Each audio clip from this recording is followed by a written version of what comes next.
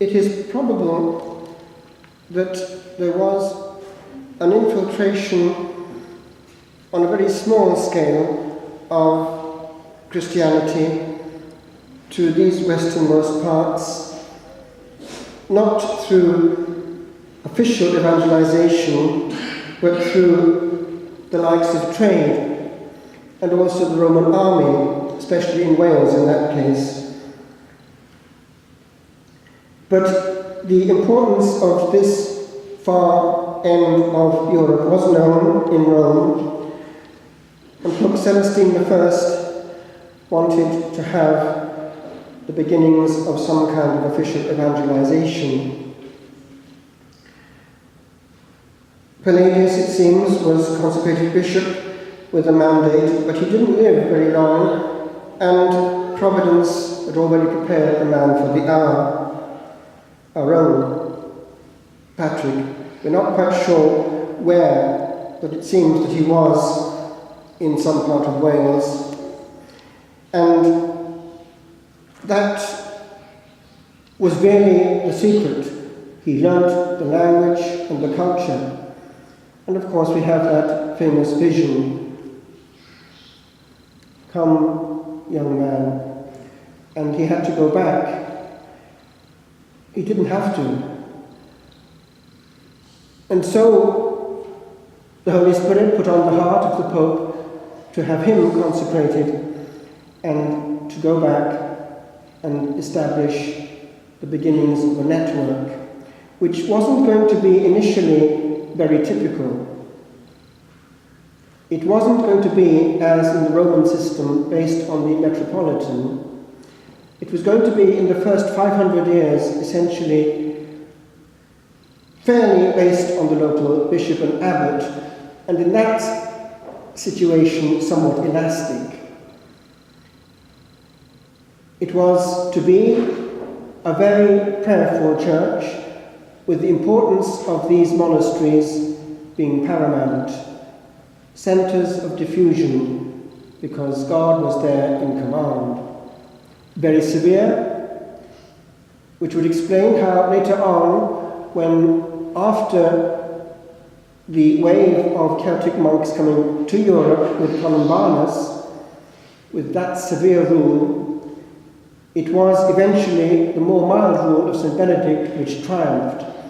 But that was later in time. It comes as late as after 800 actually, when Charles the Great, Charlemagne, had an authentic codex of the rule of St. Benedict copied by scribes from Monte Cassino and sent round the Holy Roman Empire with the order that that should be the standard. And so that took the place of the Celtic monastic life, which actually did persevere for quite a long time, even on the continent. What do we have?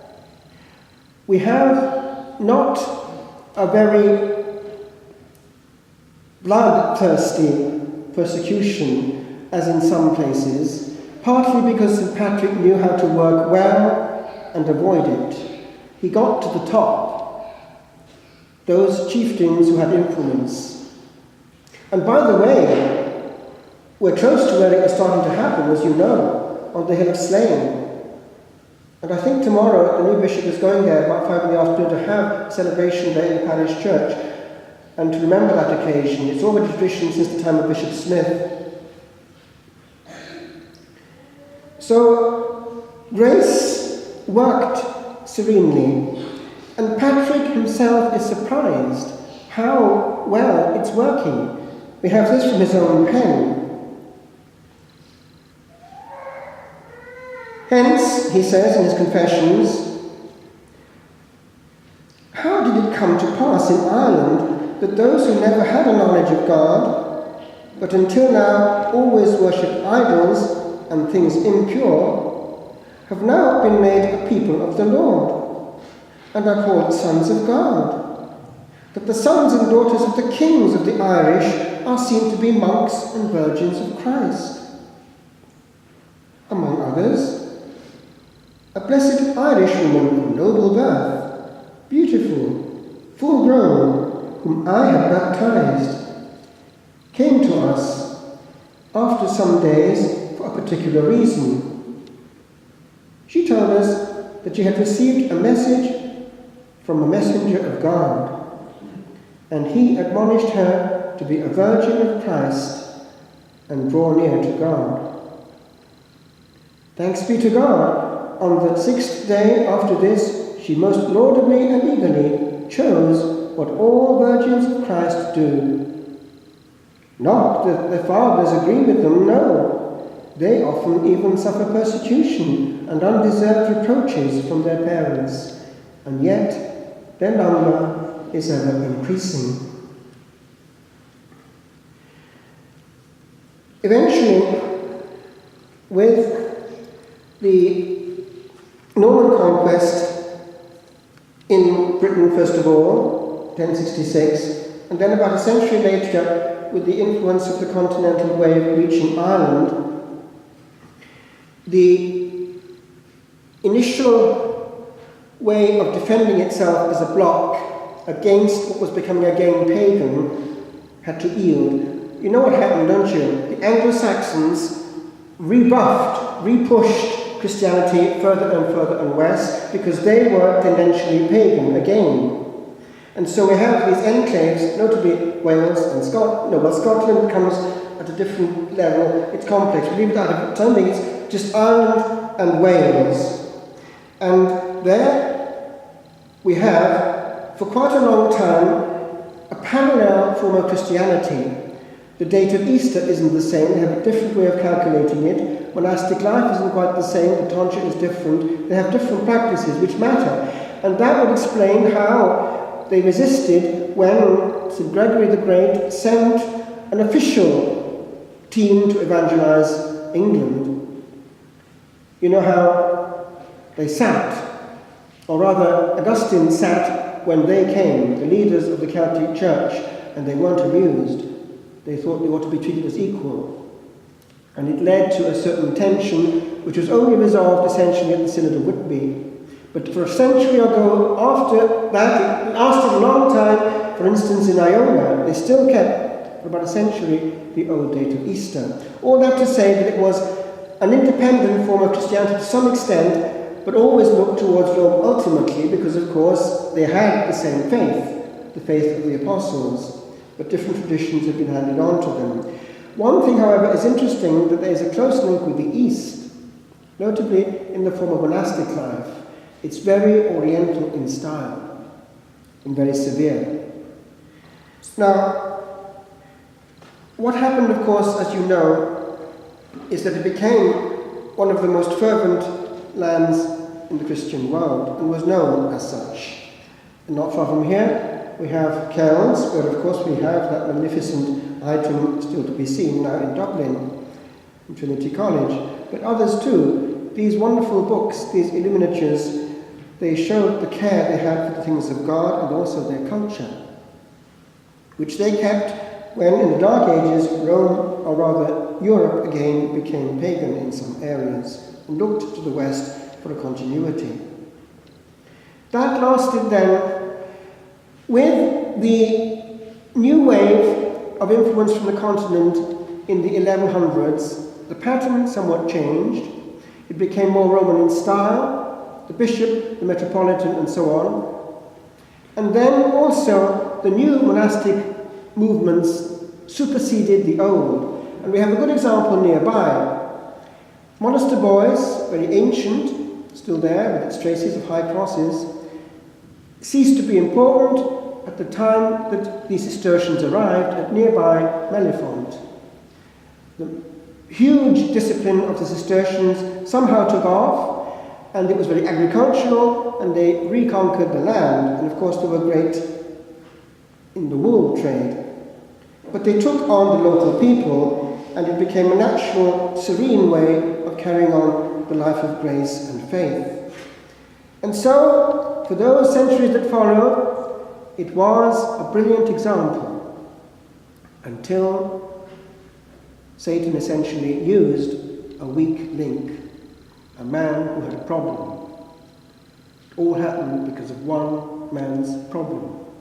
I think you know who I mean. So, That, of course, had a huge effect on Ireland. It was a thorn in the flesh for the English.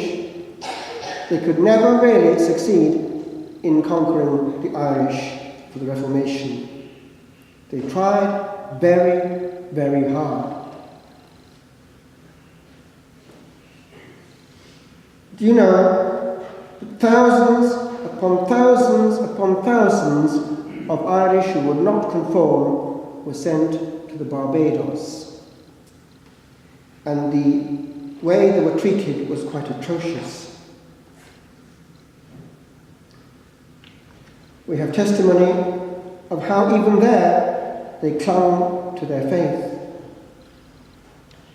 We have a situation here, for instance, where there was a French presence, a mission, and they knew about it, and they tried in secret to get there to receive the sacraments.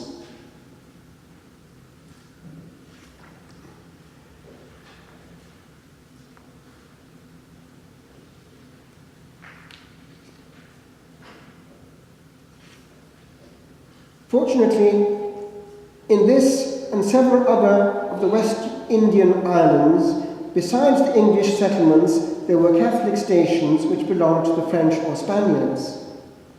From these, at different times, but always with the greatest difficulty and by stealth, the poor exiles contrived to obtain some spiritual help.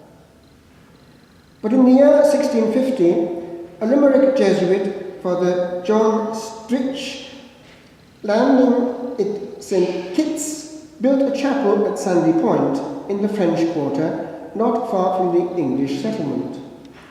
The Irish welcomed him as an angel from heaven, and despite the fact that they exposed themselves to imminent danger of the lash or even of death, they made their way thither to participate in the rites of their faith. This was not merely an odd occasion, but day after day, for the zealous priest heard confessions from dawn till 1 o'clock in the afternoon, administered Holy Communion and baptized their children. The beaten and broken Irish exiles, still true to every tenet of their faith and hungering for the sacraments and the Mass, responded so generously to his administrations that week after week his congregation grew until it reached almost 3,000 souls.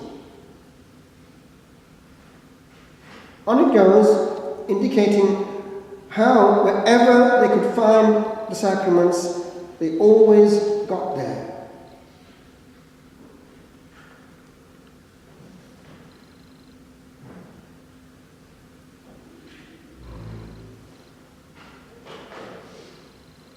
Following, as it were, an irresistible urge, these poor Irish slaves, notice, cast on a lonely island, again and again braved the fines of their hard and cruel masters. Yea, they braved even the lash, going by stealth to some of the French chapels in order to frequent the sacraments and to assist at the august sacrifice of the Mass.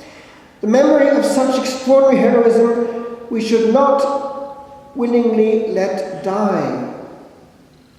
It should serve as a goad to our lagging devotion, recalling as it does the words used by Melanchthon, was the theologian who was more moderate than Luther, but working in his ambiance. So he has this to say when dealing with other and older attempts at suppression. The world, he says, was so attached to the Mass that apparently nothing could tear it from men's hearts. From Irish hearts it certainly could not be torn, and the instances we have given surely contain, as the seed holds the flower, the germ of a splendid epic on Ireland's imperishable loyalty to the Mass. That was the case until essentially the mid-80s, really, massively practicing still. And then we have a sinister force which enters in. using the means that it has. Now, this was foreseen. You may or may not know there were a series of events at Mount Melleray in 1985. I followed that very closely. One has died, Barry, who was killed on a motorcycle, but it would seem that Our Lady did appear to the time of the moving statues, because it's too easy to dismiss them because they were happening everywhere, spontaneously. Everyone was seeing the same thing all over Ireland, these Lourdes grottos. But there was a message that we had 10 years. And if we didn't listen, and we couldn't understand this at the time, the devil would take over the church. No one had any idea what it meant. But there are ancient prophecies, and I've heard this actually from more than one source, quite independent of each other. I've jotted these down from somebody who had it. Now, the contact in her case is this. She is a personal friend of mine, but she's an old lady by now. She's talking about a relative of her mother, so that's going back a long time already. Then, further back again, this relative is talking about her father. So we're going right back now, generations and generations. And this was what was known from a prophecy which had come down, and I say I've heard it from different independent sources. The Irish will have plenty of money yet, but it will be no good to them.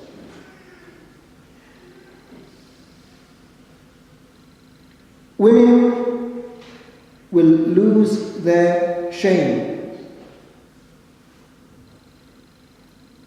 A father will meet his son in the street and they will not know each other.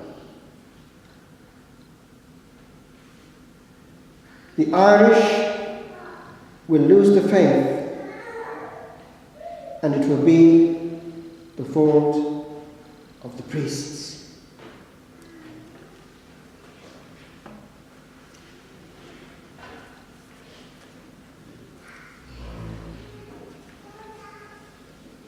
It's only since we were children that the reversal has happened. Things were poor, things were hard, things were simple. But were they the worse for that? We have contaminated our day, our soul, our land.